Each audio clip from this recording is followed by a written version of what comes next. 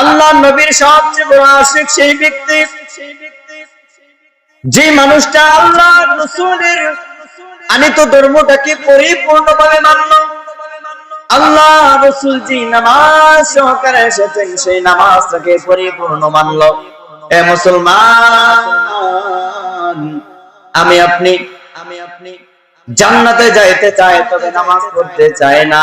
অথচ হাদিস সবাই জানি, মিফতাহুল জান্নাতিস সালাহ, নামাজ বেহেশতের চাবি। নামাজ বেহেশতের চাবি। আমি আপনি চাবি না নিয়া ঢোকার জন্য চেষ্টা করতেছি। আল্লাহর নবী যে দ্বীনটাকে নিয়ে আসছেন, যেই আমলগুলো নিয়ে আসছেন, ওই আমলগুলোর ক্ষেত্রে আমি আপনি অনেক বেখেয়াল, একেবারেই খেয়াল করে না। আল্লাহর নবীকে আল্লাহ তাআলা কি দিয়ে পাঠাইছিলেন? নামাজ দিয়া পাঠাইছে, রোজা দিয়া পাঠাইছে, হজ দিয়া পাঠাইছে, যাকাত দিয়া পাঠাইছে। নামাজ আমি আপনি কি বলেন পড়তেছি? ঠিকঠাক মতো পড়তেছি? নামাজ পড়ি না, অথচ দাবি করি আল্লাহ রাসূলের বড় আশিক, সবার আগে জান্নাতে যাব। আশা করি কি করি না? সব মানুষের একটা আশা যে আমি জান্নাতে যাইতে চাই। নামাজ দরকার নাই, নামাজ পড়ে পড়মুনে। হঠাৎ করেই মালাকুল মউত উপস্থিত হয়ে যায়, তখন আর কিছু করার নাই। একটা সেকেন্ড পর্যন্ত সময় দেই না, কালিমা পড়ো, শেষ। নামাজ পড়মু করেই হায়াত শেষ। এজন্য আমি যুবক ভাইদেরকে বলি, আপনারা নামাজ ধরেন। আপনারা হয়তো দেখেন না অথবা দেখেছেন, প্রতিনিয়তই বিভিন্ন দিকে গাড়ি অ্যাক্সিডেন্ট করে যুবকরা মারা যায়। হঠাৎ করে একটা ব্যথা উঠছে, যুবক শেষ। আর মুরব্বীদের তো কথাই নাই। আজকেও তো দুপুরের সময় মনে হয় একজন মারা গেছেন, মাইকের এলান শুনলাম। প্রতিনিয়তই মানুষ মারা যাচ্ছে, হঠাৎ করে আমারও হায়াত শেষ হয়ে যাবে। এজন্য নামাজকে ধরতে হবে কি হবে না? যেই মানুষটা নামাজকে ধরে, আল্লাহর রাসূল যে বিষয়গুলা নিয়ে আসছে ওই বিষয়গুলোর প্রতি গুরুত্ব দেয়, সেই মানুষটাই আল্লাহর রাসূলের বড় আশিক। কি বলেন? আল্লাহর নবীর সবচেয়ে বড় আশিক সেই ব্যক্তি যে মানুষটা আল্লাহর রাসূলের আনিত ধর্মটাকে পরিপূর্ণভাবে মানল। আল্লাহ রাসূল যে নামাজ সহকারে এসেছেন সেই নামাজটাকে পরিপূর্ণ মানল। এ মুসলমান, আমি আপনি জান্নাতে যাইতে চাই, তবে নামাজ পড়তে চাই না। অথচ হাদিস সবাই জানি, মিফতাহুল জান্নাতিস সালাহ, নামাজ বেহেশতের চাবি। নামাজ বেহেশতের চাবি। আমি আপনি চাবি না নিয়া ঢোকার জন্য চেষ্টা করতেছি। যুবক ভাইরা এখানে যারা আছেন, আমি খুশি হব, আল্লাহ তাআলা খুশি হবেন। এই যুবক ভাইরা, আমি খুশি হব, আল্লাহ তাআলা খুশি হবেন। আপনারা যদি এখানে এসে বসেন, মিজান ভাই দেখে একটু বসায় দেন না ভাই, আপনারা যদি একটু বসে যান, আল্লাহ তাআলা খুশি হবে, আল্লাহর হাবিবও খুশি হবে। একটু আয়সা পড়েন। মুসলমান ভাইরা আমার,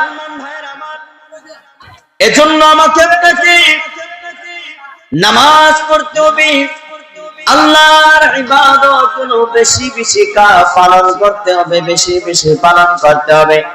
এ মুসলমান, আল্লাহর রাসূল যে দ্বীনটাকে নিয়ে আসছে সেই দ্বীন মানতে রাজি না, অথচ আমি আপনি সবাই জান্নাতে যাইতে চাই।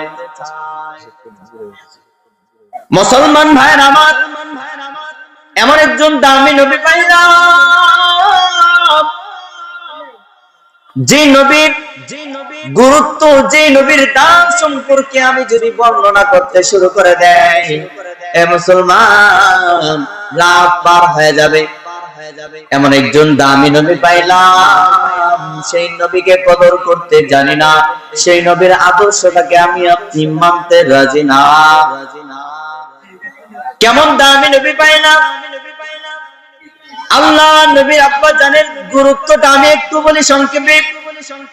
আল্লাহ নবীর আব্বা জান আপনাদের মতো যুবক থাকা অবস্থায় যখন তার মধ্যে আল্লাহ নবীর আব্বা জানের নাম ছিল আব্দুল্লাহ, যখন সে যৌবনে পদার্পণ করলেন, মুসলমান ভাইয়ের আমার নবীর আব্বা জান রাস্তা দিয়ে হেঁটে যায়, রাস্তার পাশের মানুষগুলো তাকিয়ে তাকিয়ে দেখে আব্দুল্লাহকে কত সুন্দর দেখা যায়, কত দামি নবী পাইলাম, আমার নবীর আব্বা জান রাস্তা দিয়ে হেঁটে যায়, মানুষগুলো তাকায় থাকে। প্রতিনিয়ত আব্দুল মুত্তালিবের কাছে বিবাহের প্রস্তাব আসতে শুরু করে দিল। হে মুসলমান, আব্দুল মুত্তালিবের কাছে বিভিন্ন এলাকার অধিকাংশ মেয়েদের গার্ডিয়ানরা এসে বলতেছে, হে আব্দুল মুত্তালিব, তোমার সন্তান আব্দুল্লাহকে আমরা চাই, আমরা চাই। আব্দুল মুত্তালিব আমার নবীর দাদাজি ডাক দিয়ে বললেন, আমার সন্তান আব্দুল্লাহকে কেন চাও? তখন সাথে বলতে লাগলেন, আব্দুল্লাহকে আমরা চাই না।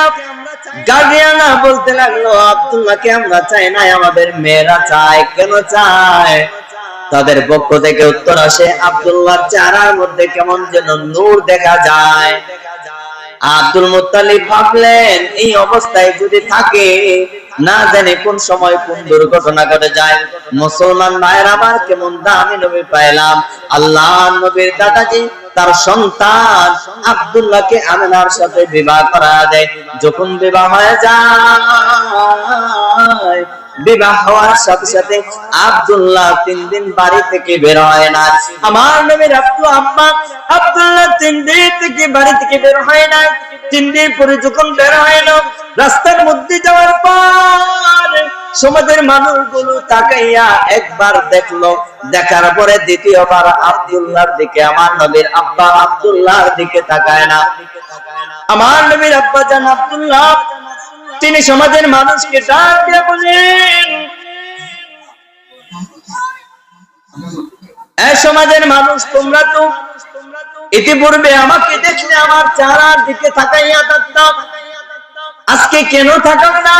আজকে কেন আমার দিকে তাকিয়ে তোমাদের চেহারা, তোমাদের মুখ ফিরায় নিতেছো? সমাজের মানুষ, সমাজের মেয়েরা ডাক দিয়া বলে, আব্দুল্লাহ, আজকের পূর্বে তোমার চেহারার মধ্যে কেমন যেন একটা নূর দেখা যাইতো, সেই নূরটা আজকে দেখা যাইতেছে না, সেজন্য আমরা চলে যাইতেছি। মুসলমান ভাইয়ের আমার, বুঝে থাকলে বলেন তো, সেই নূরটা কে ছিলেন? আমার আপনার নবী। বিবাহের সাথে সাথে সেই নূরটা আমিনার ভিতরে চলে যায়। আল্লাহ নবীর আম্মা জান, আল্লাহ নবীর আব্বাজি বিবাহের 6 মাস পরে তিনি সিরিয়ার মধ্যে ব্যবসার উদ্দেশ্যে বের হয়ে গেলেন, সিরিয়ার দিকে। ব্যবসার উদ্দেশ্যে যাওয়ার পরে সেখানে অসুস্থ হয়ে তিনি প্রতিমধ্যেই মৃত্যুবরণ করেছে। এদিকে আমিনা কান্না করে, আমিনা কান্না করতেছে, হাই, আমার কত স্বপ্ন ছিল সন্তান ভূমিষ্ঠ হবে, আমার স্বামী ব্যবসা করে আসবে, সন্তানের জন্য খেলনা নিয়ে আসবে, সন্তানকে এলাকার মধ্যে হাতে ধরে ধরে ঘুরাইবে। মুসলমান ভাইয়ের আমার, কেমন দামি নবী পাইলাম। আমার নবীর আম্মা জান যখন কান্না করতেছে, আল্লাহ তাআলা সহ্য করে নাই। আল্লাহ তাআলা জিবরাইলকে পাঠায় দেন, হে জিবরাইল, যাও যাও আমার হাবিবের আম্মা জানকে গিয়ে সুসংবাদ দাও, সে যেন কান্না না করে, তার মধ্যে তার কাছে আমি আমার হাবিবকে রাখলাম, সেই সুসংবাদ দাও। জিবরাইল আলাইহিস সালাতু ওয়াস সালাম আমার নবীর আম্মা জান যখন কান্না করে, আম্মা জানের কাছে এসে বলতে লাগলেন, হে আমিনা, কান্না করবা না, জানো না তোমার গর্ভের মধ্যে এমন একজন মানুষকে আল্লাহ তাআলা দিয়েছে, যিনি উভয় জাহানের জন্য রহমত, আখিরি জামানার পয়গম্বরের জন্য তুমি কান্না করবা না। তুমি ভাবতেছো তোমার সন্তানের জন্য খেলনা কে নিয়ে আসবে, তোমার স্বামী মারা গেছে, তুমি ভাবতেছো তোমার সন্তানের জন্য খেলনা কে নিয়ে আসবে। এ আমেনা, কান্না করবে না, তোমার সন্তানের জন্য খেলনা স্বরূপ আল্লাহ তাআলা ওই আকাশের চাঁদ সূর্যকে খেলনা বানিয়ে দিবে। সুবহানাল্লাহ। কি বলেন? সুবহানাল্লাহ বলতেন না? আল্লাহ নবীর খেলনা বানায় দিচ্ছেন কাদেরকে? চাঁদ সূর্য তারকাদেরকে। জিবরিল আলাইহিস সালাম বলতে লাগলেন, হে আমেনা, তুমি হয়তো ভাবতেছো যে তোমার সন্তানের হাত ধরে ধরে কে এলাকার গলি গলি ঘুরাইবে।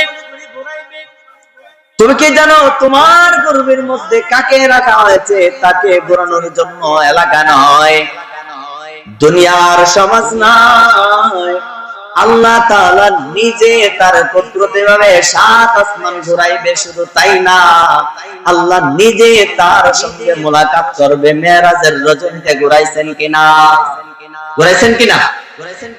ঘুরাইছেন।